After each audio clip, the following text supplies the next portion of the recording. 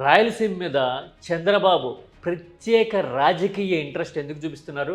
3 నెలల కిందట మహానాడు జరిగింది కడపలోనే. అధికారంలోకి వచ్చి 15 నెలలైంది. సూపర్ 6ని సూపర్ హిట్ చేసేసాము అంటూ ఇప్పుడు సభ కూడా అనంతపురంలో పెట్టడానికి సిద్ధమవుతున్నారు. చంద్రబాబు ఇంతలా కాన్సన్ట్రేట్ చేయడం వెనుక కారణం ఏంటో తెలిస్తే ఏపీ రాజకీయంలో టీడీపీ చంద్రబాబు ఎంత ప్లానింగ్తో వ్యూహాత్మకంగా రాజకీయ ప్రయోజనాల్ని డిరైవ్ చేయాలి అని ట్రై చేస్తున్నారో తెలుస్తుంది. మరి ఇలాంటి అటెంప్ట్స్ ఎంతవరకు సక్సెస్ అవుతాయి, అసలు సూపర్ 6 హామీల అమలు మీద జనం ఏమంటున్నారు అనేది కూడా మనం ఇందులో చూసేద్దాం.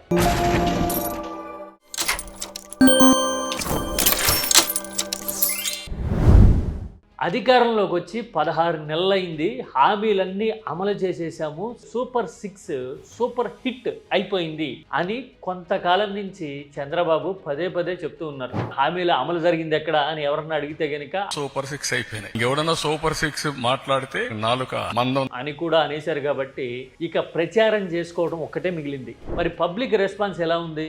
ఎక్కడి నుంచో ప్రత్యేకించి తీసి చూపించక్కర్లా. చంద్రబాబు వేదిక మించి అడిగితే ముందరున్న వాళ్ళే ఏం మాట్లాడారో అనేది ఒక్కసారి చూస్తే మనకు అర్థమైపోతుంది. సూపర్ 6 సూపర్ హిట్ అవునా కాదా? గట్టిగా చెప్పండి. చూసారుగా జనం రెస్పాన్స్ ఏమాత్రం ఉందో. ఇదే సబ్జెక్టు మీద ఇదే క్యాంపెయిన్ థీమ్తో ఇప్పుడు అనంతపురంలో భారీ సభ నిర్వహించేందుకు కూటమి పార్టీలన్నీ రెడీ అవుతున్నాయి. అంటే టీడీపీ, జనసేన, బీజేపీ ఇచ్చిన హామీలన్నీ విజయవంతంగా నిలబెట్టేసుకున్నాము అని చెప్పడం ఇక్కడ ఉద్దేశంట. సరే, అది అలా ఉంచితే రాజకీయ సభలు, సమావేశాలు అన్నీ రాయలసీమలో చంద్రబాబు ప్రత్యేకంగా నిర్వహించడానికి కారణం ఏదైనా ఉందా అంటే yes, there is a reason. Amaravati కోసం అప్పులు చేస్తున్నారు, మొత్తం ఎక్కడెక్కడి నుంచో తీసుకొచ్చి లక్షల కోట్లు అక్కడే పోస్తున్నారు అని విపక్షము, జనం మాట్లాడుకుంటున్న టైంలో 3 ప్రాంతాలకి ప్రాధాన్యం ఇస్తున్నా అని చెప్పేందుకు చంద్రబాబు ట్రై చేస్తూ ఉన్నారు. ఏదైనా టెక్నాలజీ బేస్డ్ ఈవెంట్స్ నిర్వహించాలి అనుకున్నప్పుడు వైజాగ్ వెళ్ళిపోతున్నారు. వైజాగ్ ఏపీస్ కాస్మోపాలిటన్ సిటీ అన్నట్టు చెప్పడానికి, ప్రచారం చేయడానికి ట్రై చేస్తూ ఉన్నారు. ఇంకో పక్కన రాజకీయ ప్రకటనలు కానీ, సమావేశాలు కానీ, సభలు కానీ రాయలసీమలో పెట్టాలి అనే వ్యూహానికి ప్రధాన కారణం ఒకటి ఉంది.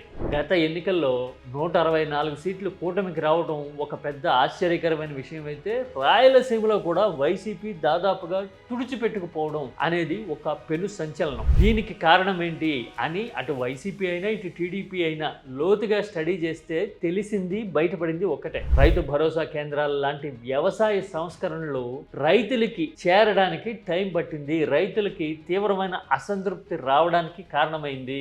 పంట పండించిన తర్వాత కూడా ధర చేతికి రావడానికి ఎంత ఎదురు చూడాలా అని రైతులు తీవ్రమైన ఆక్రోశం వ్యక్తం చేసేసరికి రాజకీయం తిరగబడిపోయింది రాయలసీమలో అనేది ఫలితాల మీద పోస్ట్ మార్టం చేసిన తర్వాత తేలిన వాస్తవం. అయితే ఇప్పుడు అదే రాయలసీమలో పరిస్థితి చాలా వేగంగా మారుతున్నట్టుగా ఉంది. ఎందుకంటే తోట పంటలకి ధర లేదు, కొనే నాథుడు లేడు, పట్టించుకునే పరిస్థితి రావడంలా. మామిడే కాదు, ఉల్లి, టమాటా లాంటి పంటల మీద కూడా ఇదే పరిస్థితి ఉంది.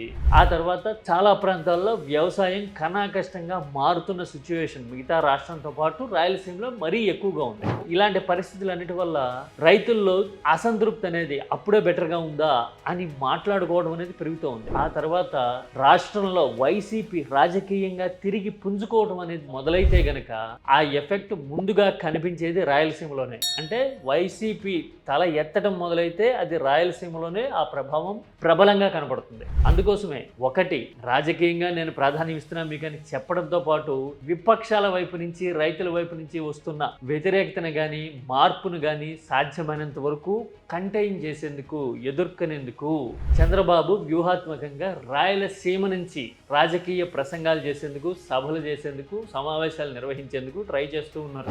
ఇది ఇంగ్లీష్లో చెప్పాలంటే మియర్ పొలిటికల్ సింబాలిజం. అంటే 3 ప్రాంతాలకి నేను ప్రాధాన్యం ఇచ్చేస్తున్నాను అని. అధికారంలోకి వచ్చిన తర్వాత 1 సంవత్సరంన్నర 2 సంవత్సరాలు అయ్యే వరకు ఇలాంటివి చెప్పడం వరకు బాగానే ఉంటాయి. కానీ రోజులు గడుస్తున్న కొద్దీ మాకు ఏం చేసావు, ఏం మార్పు వచ్చింది, మీరు చెప్తున్న మాటలు మా కళ్ళ ముందు ఎంతవరకు కనపడుతున్నాయి అని రైతులు కానీ, మిగతా వర్గాలు కానీ, మిగతా ప్రాంతాలు కానీ ఆలోచించడం మొదలైతే ఈ సింబాలిజం అప్పుడు సరిపోదు.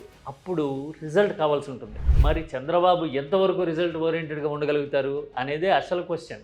అలా రిజల్ట్ ఓరియంటెడ్గా లేకుండా సూపర్ 6 సూపర్ హిట్ లాంటి స్లోగన్స్తో సభలు పెట్టడం మూలన పబ్లిక్ని ఇన్ఫ్లుయెన్స్ చేయగలుగుతాము, దట్టు రాయలసీమలో ప్రభావం చూపించగలుగుతాము అనుకోవడం వాస్తవ దూరమే ఖచ్చితంగా.